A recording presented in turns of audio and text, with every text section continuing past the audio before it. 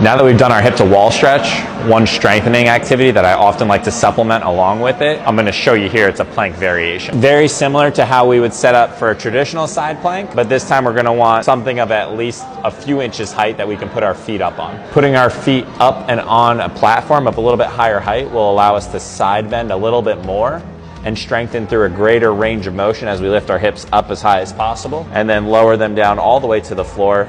in a very similar fashion to what we had done for a hip to wall stretch. Again, this one being a little bit more emphasized on strengthening through the range rather than just stretching through the range. As you go through this motion, it would be expected that you'll feel a little bit more fatigue through the downside obliques and the downside glute region kind of at the side of the hip. So as a reminder, the two for today were the hip to wall stretch